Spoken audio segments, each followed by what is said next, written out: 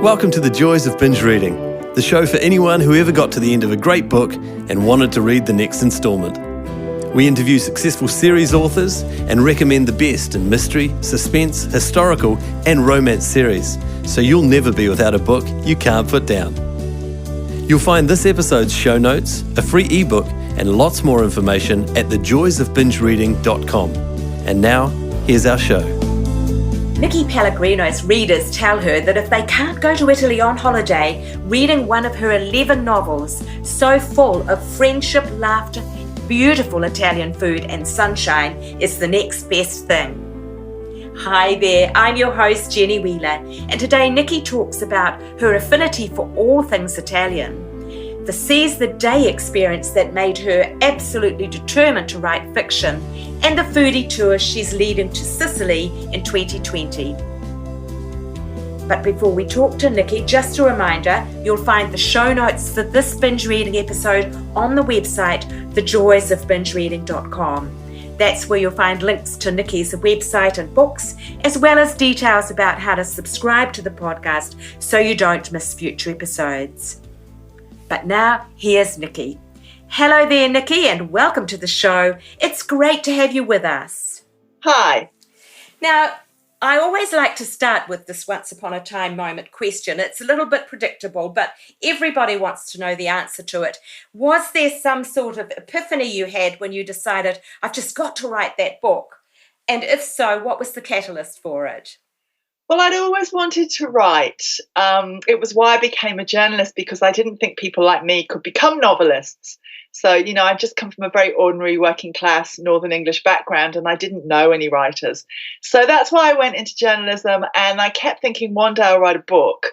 And I had ideas.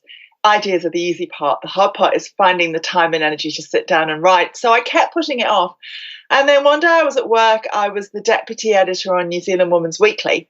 And I got an email from a friend who worked at TVNZ to let me know that Angela Dordney, who was a very well-known New Zealand broadcaster at the time, had been diagnosed with a brain tumour and it was terminal. She was terminally ill. And for me, she wasn't a close friend. I didn't know her that well at that point. I'd interviewed her a few times, but it was just a real seize the day moment because I knew she was only in her late 50s, and it made me think, you just don't know what's around the corner. So if there's something you're putting off that you really want to do, you should do it. And the thing I really wanted to do was write this novel that was in my head. So I actually went home from work that night and I started writing Delicious, my first book, but I kind of plunged into it. I didn't have a plot. I didn't have a character breakdown. I was working on this ancient computer that had been made before email was invented. It was all very ill-advised. And I kept plugging away at it. I got a better computer. Kept plugging away, evenings, weekends, holidays, just writing this story, existing in my own world. In between, Angela Dordney asked me to ghostwrite her autobiography for her. And that was an amazing gift she gave me, really, because I didn't really know if I could write a book, but suddenly I'd agreed to it. She was on limited time. I really couldn't waste time being insecure and having doubts, and I just had to get on with it. So I finished that book and it came out, and going back to work on my own novel seemed like such a luxury after doing this incredibly sad project with this woman who was deteriorating every time I saw her. So I went back into my own language, my own little world that I was inventing, my own characters, and suddenly I was like, this is great. And that was it, really. That was the start of it all. I was incredibly lucky that I got a publishing deal for that book. I'm not one of those authors that has rejected manuscripts or half-written manuscripts lying around. Everything I've ever kind of started, I've finished, and it's got published, which I think is quite unusual. I think it is, yes, that's right. And you had a winning formula that began with that first book, Delicious. And I was very impressed at one of the reviews for Delicious, because it's such a great little review in itself. It said that Delicious was full-bodied as a rich Italian red. It's a page-turner combining the missed chances of Captain Corelli's mandolin with the foodie pleasures of chocolate. It just makes you want to go out and buy the book, doesn't it? But you had Italy, friendship, passion, and food all wrapped into your mix, and you've stayed true to that formula. I didn't know that I was going to stay true to that formula, though. When I set out and wrote that book, it was just really because it came out of a lot of childhood memories of Italy. My father's Italian and I spent time there. I didn't realize that if you have a book that has a modicum of success, your publishers want more in the same vein. Because Yes. there's lots of authors like Rose Tremaine or Jane Smiley who write incredibly different kind of fiction. And I didn't kind of realize that that wasn't going to apply to me, and that they would want my books to continue to be set in Italy and around friendship, family, food, love. So it wasn't that I thought I'd hit on a winning formula. It just kind of was a mistake, really. I fell into it. Yes, and it is true that the more popular fiction, very much now anyway, that is the trend, that if you get something that sells well, they want you to do it again with just a few tweaks to make it different. And the readers are looking for that too. The readers want the same experience, which is why I called this The Joys of Binge Reading, because I think there has been a growth in that kind of readership that likes to find something they like and keep reading it. Yeah, and I think that's it. You sort of know what you're going to get. With me, you'll get warm, maybe a little bit funny, uplifting. And so to begin with, I was slightly like, oh, is that what I want to do? But actually now I feel like I am doing what I'm good at and what there is a need for in the world. I love a rom-com or an uplifting novel or a movie. So it's quite nice that I get to write them as well. Yes, totally. I mean, we're talking this week when that terrible tragedy happened in Christchurch. I think we all need uplifting, and actually I know the market research shows that more and more readers are looking for uplifting books. I think, like, I on the weekend had to take a break from the news cycle and I watched Green Book, which was a great film to watch because it was about racism, but it was also about people being different and learning to love each other. So it's just a really good film to watch, and that made me feel better. So I hope I can put something into the world that's helping other people feel a bit better. Oh, that's wonderful. Now, you are now about to publish your 11th novel in another couple of weeks. It's called A Dream of Italy. Your 10th, A Year at the Hotel Gondola, was top of the local bestseller lists for 13 weeks, which is quite a wonderful little record to have. And I'm confident that A Dream of Italy may follow in its footsteps because it's got exactly the same kinds of things that would attract readers. Do you feel now that you have reached some sort of mountaintop? No, I don't feel at all successful. It's funny, isn't it? I feel like, I would like to be more successful internationally. I would like to write different things. I would love to write a movie script or a TV script or different forms of fiction. So I feel like I've got so much to achieve. I can see that I've achieved some things that I've set out to do, but I'm certainly not here sitting on my laurels thinking, go me, haven't I done well? And I look at, Anthony McCartan, the New Zealand novelist who also wrote The Theory of Everything screenplay, and he's incredibly good at turning his hand to lots of different things, so adaptable. I kind of think that's my definition of success for a writer, being able to do that, and I'm a long way from there. Yeah, you could be Leanne Moriarty and have everything that you write snapped up by Nicole Kidman. That's living the dream, isn't it? Nicole Kidman has not phoned me, and neither has Reese Witherspoon. Oh dear. A lot of reviewers say that if they can't go to Italy on holiday themselves, that reading one of your books is the next best thing. And I wondered if you had a typical reader in mind when you wrote. Not really. I think when I started writing, what I wanted to do was create the sort of books that I probably like to read most myself, which are books that take a bit of an escape from your everyday life, take you to a place, make you feel as if you're there. The characters are people that you know. So that was what I was trying to do, and I've continued to try to do. I often get men say to me, I really liked your book. I know I'm not supposed to, and it's not for me. And I'm like, well, why isn't it for you? Because surely you're interested in human relationships and food and travel and family and all those things too. So I think we tend to get a bit rigid about that sort of stuff.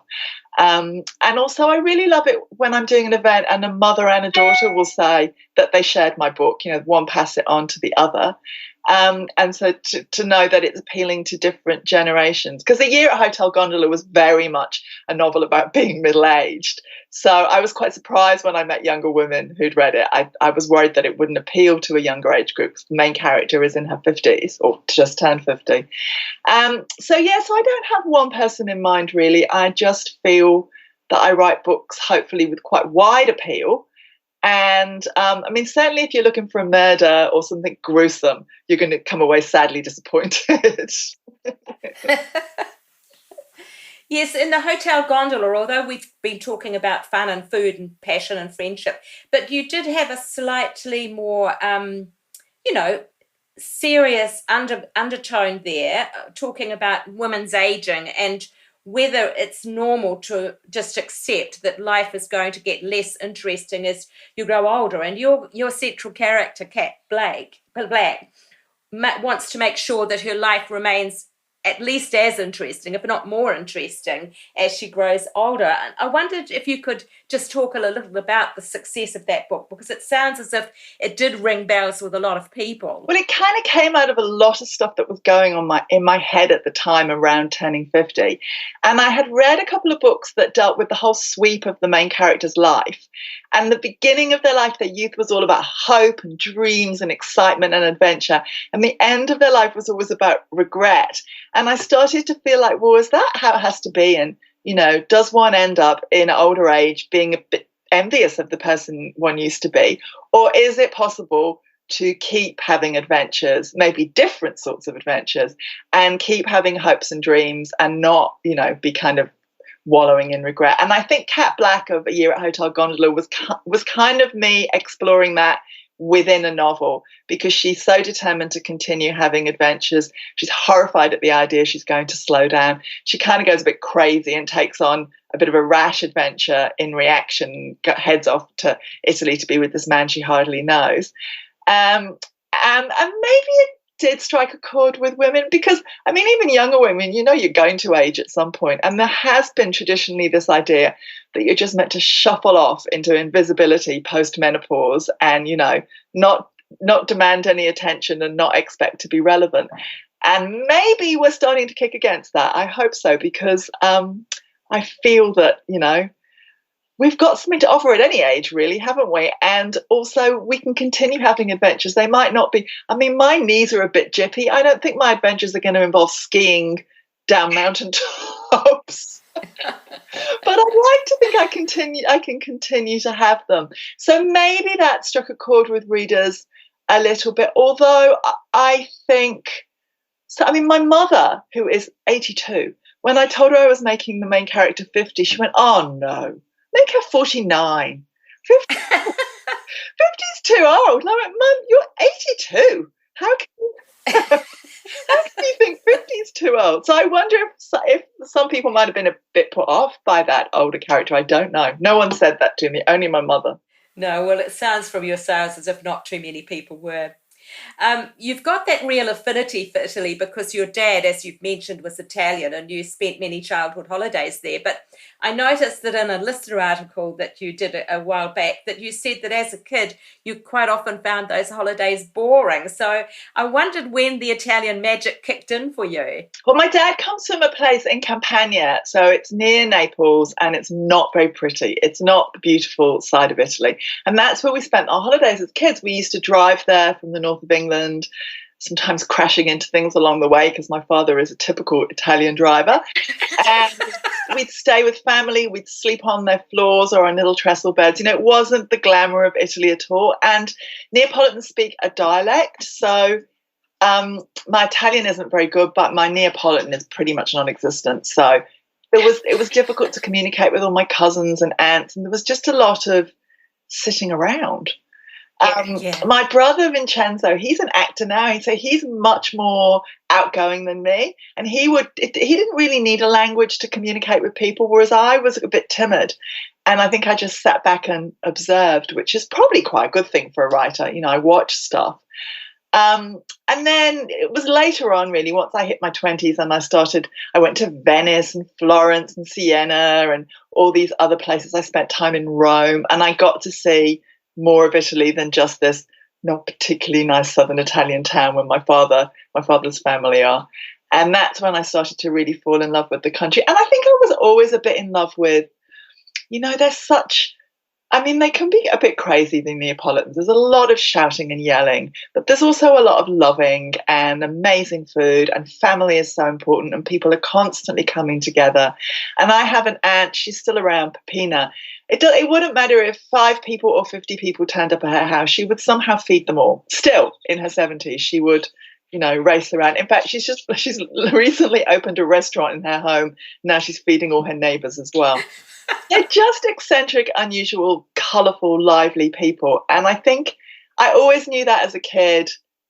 But as I got older, I began to maybe appreciate a bit more how special that is, that what an interesting race they are. And there's infuriating things about them as well. There's a lot more corruption there. Italians are very resistant to change. Italians are always right about everything. But they're also a lot of fun. Yeah. Look, I have sometimes asked people where they take their readers if they were organising some sort of magical mystery tour around their books. But you're about to do that exact thing. Next year, you're taking a foodie tour to Italy. It's promoted on your website at the moment for those who might be interested. I'm just wondered, is this the first time that you've done this? And what are you planning for your people? Well, it is the first time, and it was sparked because I kept getting emails from readers saying, I was so inspired by your books, I went to Italy and I went to some of the places you featured. And I must have been feeling a bit sorry for myself because I was stuck at home writing, and I thought, why aren't I going with them? Why are they going without me? And then I thought, actually, I could do a tour. And Peter Mathias is a friend of mine, and she is very successful. She runs tours all over the place. So I had a chat to her and got some advice. And I'm just in the process of trying to put a tour together for next year to Sicily, which is where one of my books was set, called The Food of Love Cookery School. Because for that book, I actually went on a food holiday, and it was at a cooking school called Love Sicily. And the woman that runs it, Katia Amore, is still doing it. She still gets people who've read the book going on it. So I thought, wouldn't it be great to work in with her a little bit and go to some of the places featured in the book, but then also some other places too. So that's what I'm hoping to do. It's just a matter of organising it. And I thought I'd give myself a good amount of time just to kind of get everything sorted because, I've never done anything like this before. I'm quite an organised person in general, but this is something new. So, yeah, it'd be exciting if it all comes off. And what kind of numbers are you hoping to Small, like, sort of 12 people. I want it to be I want it to just be a real sort of culinary adventure and a little bit of history. Sicily is a fantastic place. They do the best desserts in Sicily. That's where they do the cannoli, which are the little crisp pastries stuffed with ricotta and pistachio. And I think some of the best food, certainly the best Southern Italian food, is to be found in Sicily. So I'm super keen to go back there myself. That's lovely.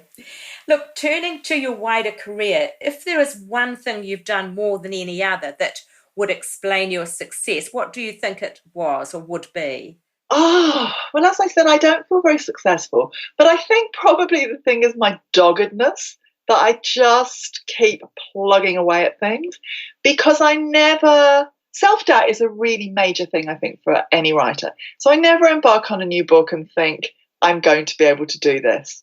I'm always concerned that I'm not really good enough, that it's not good enough, that I don't really know what the characters are going to be doing and where they're going to be doing, because I'm not the greatest planner in the world. So, but what I'm good at is just carrying on and finishing things. I think that's probably my superpower. I can't bear. Sometimes people will say to me, I've got 3 unfinished novels and I want to finish them for them. I can't bear all that potential going to waste.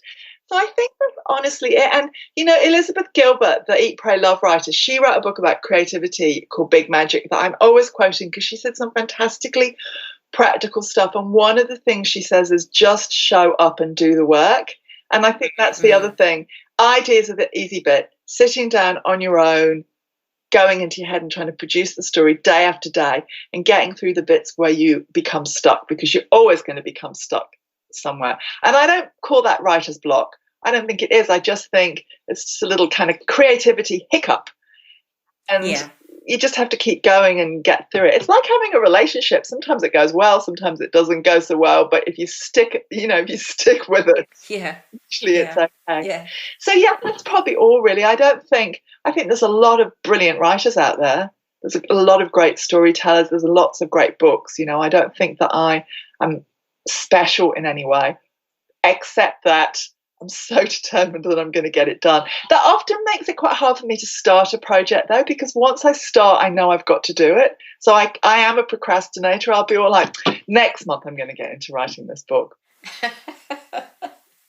So generally you do one a year. You have been doing one a year, is that? Yeah, A Dream of Italy took me a year. Gondola took a bit longer, and I think that's just because it was so much about the thoughts in my head, and I needed to process that. Whereas A Dream of Italy is really other people's stories. None of the people in the book are even remotely me. There's a gay couple, a millennial couple, and there is an older middle-aged lady, but she's had a divorce, and I'm divorced. So in some ways, it was the challenge of this book was walking in other people's shoes. Didn't take quite so much thinking. Yeah. You're still working as a journalist, and your career in journalism has had the distinction of you were editor of the New Zealand Women's Weekly in the end. You mentioned when you started your fiction, you were deputy editor, and that's quite a big deal in New Zealand. The Women's Weekly has been a foremost women's magazine here over the years. What made you decide to ditch that really top job in journalism to write full time? My husband said he'd divorce me if I didn't. Because I was so stressed trying to edit the Women's Weekly and write my second novel, and I had a contract for the second novel and a deadline, and I was just a nightmare to live with. And he said, you have to choose one or the other. So I just thought, well, okay, I know I've had this career in journalism. I really want to explore writing. So I started to freelance. It was really hard, though. I mean, it's a hard thing to give up a good job and a salary and, all those kinds of things. But I could see that I had this opportunity. And I kind of thought, well, somebody will probably give me a job in journalism if it all turns to custard. So I'm going to give it a go. And I haven't regretted it. I do a lot of freelancing for lots of different titles, lots of magazines. It's still the way I really earn my living. It's how I support myself as a writer, because it's hard to make a living as full-time as a writer. But it's actually, apart from the lack of time and energy and the days when I just want to lie very still because I've got too much on and I can't face doing any of it, it's a great mix. It's great to sometimes get to tell other people's stories.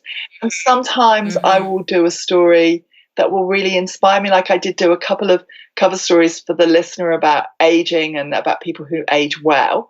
And that, I think, all kind of came into Hotel Gondola and One Summer in Venice and the character of Coco, who's quite a feisty older woman.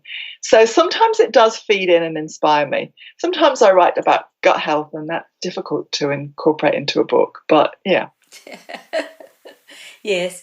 Well, one of the acknowledgements that you've had just recently is that you've been invited to take part in the New Zealand Writers and Readers Week coming up in May. And that's quite a coup for somebody who's regarded as a, quotes, popular writer, because that particular forum does lean towards the literary end of the publishing spectrum. I wondered if you saw that as some sort of acceptance, maybe in quotes, of women's fiction, once again in quotes. And if you have any thoughts about where your work would fit into some of these, labels like women's fiction or chick lit or whatever. Do you have any thoughts about that? I don't like chick lit because I'm really not a chick at this point. I'm more of an old hen. And I think it's a really patronizing way to describe fiction written by women. I've seen a Jodi Picoult novel that was about a Nazi war criminal. I saw that described as chick lit. Well, if you thought you were going to get sex and shopping, you'd have got a little bit of a fright from that. So I'm generally not, but there isn't a really great way to describe it. Recently, there's a new phrase come up, which is uplit, as in uplifting. Oh, and yes. Because I think publishers have identified that we all feel a bit ground down and stressed, and we're looking for more uplifting content, from books, yes, TV shows, and so I quite like uplit. I feel like I have done the Auckland Writers Festival a couple of times before, actually. Oh, have you? Yes, I didn't realise that. Yeah, you're right. It is on you. I mean, this year seems an especially literary and intellectual lineup, and I do feel a little bit like, oh, and there's me. With my rom-com. Oh well. So yeah, I don't know. I think I don't know that we need to be accepted writers of popular fiction need to be accepted by the literary world. We're accepted by the hundreds of thousands of people that like reading popular fiction. But I think there maybe needs to be an acceptance that writing a book that is easy to read is difficult.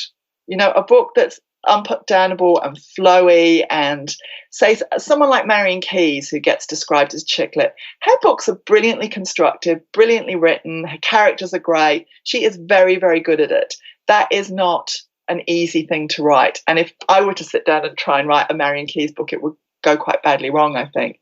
So I think maybe there needs to be more acceptance from the literary world that what we're doing isn't in some way inferior, it's just different.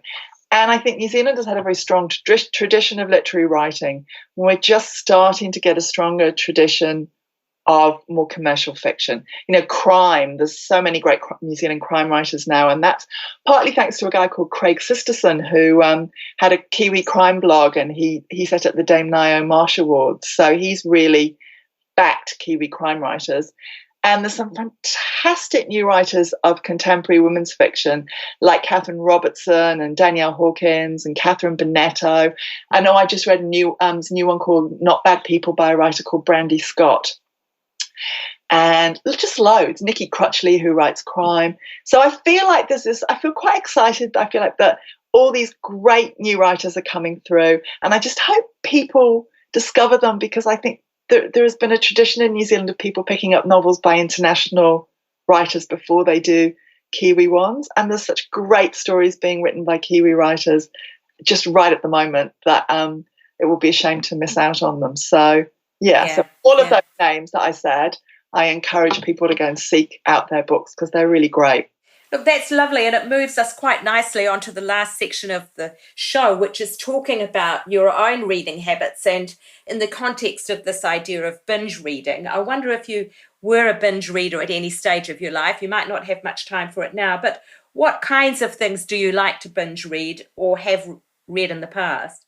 So when I was a kid, books were my friend, because I am an unusually tall person, and I have been unusually tall from quite a young age. And I didn't really like going to parties, and I was very sort of, crippled by shyness. So I binge read like a crazy thing, all of those, childhood books. And I still read a novel a week. My favourite authors would be, there's a British author called Diane Setterfield. She wrote a book called The 13th Tale a few years ago, and she's just released one called Once Upon a River. And I love her writing. It's quite gothic and whimsical, and it's just really beautiful. And I also really love the British author Rose Tremaine, who writes quite diverse novels. Some of them are historical, some of them are contemporary. So, but honestly, I read pretty widely. The only things I can't stand is I hate books where awful things happen to women. Terrible. I just can't really deal with a lot of murder and bleakness and darkness at the moment. So I tend to put books down like that. And I hate really flowery writing where there's too many words. So I really quite like that pared down style. That gets everything across evocatively, but without kind of cramming in too much purple prose. Yes. We're coming to the end now, circling back from the beginning of your career as a fiction writer. At this stage, if you were doing it all over again, what, if anything, would you change? Oh, I don't know. I think I might break out and do something a bit different earlier. I mean, to me, all the books are different. They're within the same framework of Italy Family Food, but each one I've been trying to do something different. But I think I might have pushed that a little harder. So the book I'm working on at the moment, I can't kind of talk about what it's about, but it definitely has quite a different feel. It's a different tone. It's a book that's requiring an awful lot of research and is much more challenging for me. And I kind of feel like, I've sort of left it to my mid-50s to strike out and try something different. Maybe I should have done it in my mid-40s. Because I do feel there's so much left to achieve and try, and, a limit to my time and energy. So that would probably be the only thing I would change. I might maybe take a bit more time. Publishers love a book a year, but that can get quite stressful, and means you never really take a proper holiday. You've always got your laptop and you're always desperately writing. And so I kind of look back on the last few years as a bit of a blur. And sometimes, you know, I kind of barely remember the books because I feel like, what happened in that one? Oh, look. But I wouldn't change very much. I think I've had fortunate. I've got fantastic publishers, a great agent. I've been really looked after, you know, through my writing career. And it is challenging and difficult, and there are ups and downs to it. So it's so important to have those people in the background. Yeah. You mentioned this intriguing new development. Can you even give us a hint of what genre it is? I think all the things people like from my books will be in there, but there's something more to it. There's another element. Yeah. Okay. That isn't normally there. And are you still continuing with the others alongside it? So tell me, for your next 12 months, what is your main focus going to be? Oh, well, I've got to finish this book I'm working on.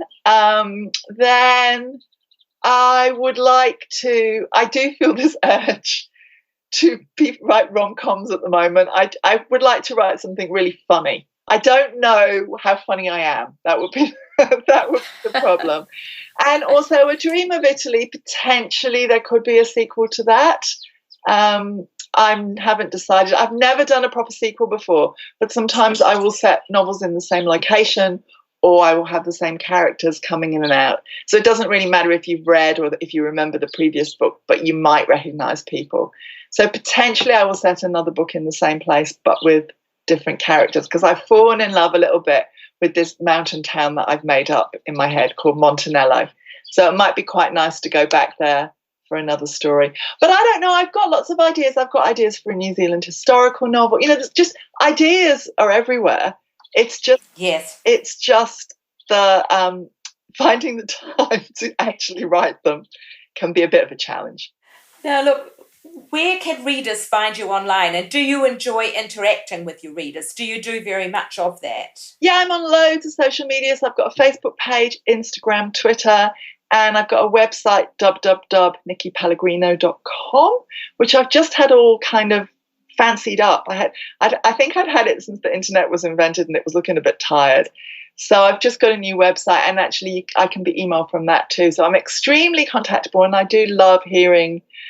Often you'll get an email just on one of those days when you're thinking, I can't do this, why am I here? And then you'll get an email from a reader saying, I loved your book and, you know, helped me through a really tricky week at work, and it took me to Italy, and it was a real fabulous escape. And that's always great because it makes me think, oh yeah, that's right, that's my job. I'll get back into that now. And you do still do some of the traditional book tour thing for your launches, don't you? I see that for A Dream of Italy, you're going down the length of the country and having meetings in libraries and things. I'm not doing so much this time. Last year I did a lot for Gondola. This time I think I'm just going to Tauranga and up to Matakana and doing an event in Auckland in the next few weeks, but not as much because I think I've got another book coming out this time next year. Don't want people to get sick of me. Yes. Be like, oh, there she is again, hogging the library. So yeah, I'll probably do a little bit more next year. And it is great to do those events and go out and meet people. And I wouldn't say I was a natural one for public speaking because writers tend to be quite solitary people. But once I'm kind of up and going, I can do it. And yeah, it's usually lots of fun. Generally, I demand Prosecco or a glass of nice Italian wine to be served to my guests. Any thoughts about getting into the American market? Your books aren't sold in America at the moment, are they? Or are they? No, I think they are available. They're sort of distributed through a few limited channels. But no, I haven't got an American publisher. I don't know how you do that, honestly. I don't. I mean, I think it's really hard. Yeah. So, I mean, I would love the books to be translated into more languages. That varies, you know. My Dutch publishers who've taken all my books didn't take Gondola because they didn't like what they called the change of tone, which I think must mean the middle-aged woman. I don't know. So, and I just don't know.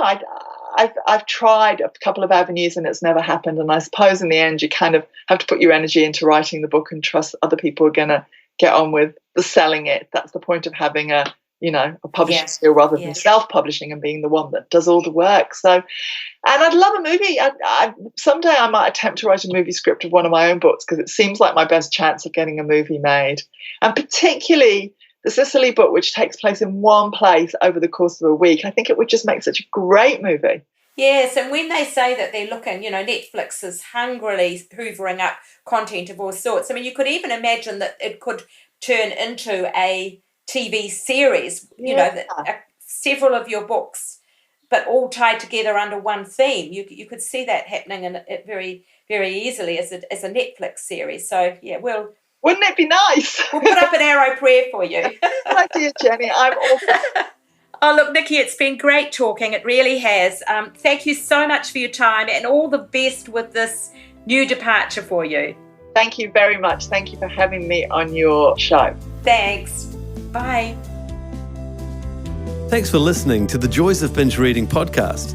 You can find all the details and links for this episode at www.thejoysofbingereading.com. We'd love to hear your comments and suggestions for who you'd like us to interview next.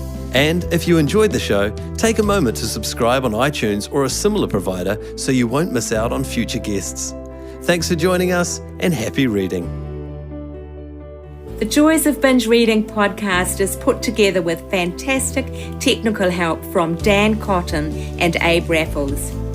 Dan is an experienced sound and video engineer who's ready and available to help you with your next project. Seek him out at dcaudioservices@gmail.com. That's D for Daniel, C for Charlie, audioservices@gmail.com, or check our show notes. He's fast, he takes pride in getting it right, and he's great to work with.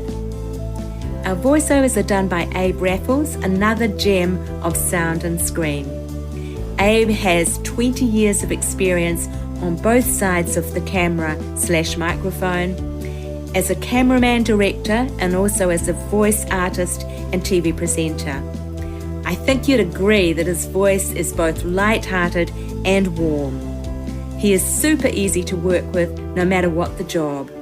You'll find him at Abe, A-B-E, at pointandshoot.co.nz. As I say, the full details in the show notes on the website. That's it for now. Thanks for listening. Hopefully see you next week. Bye.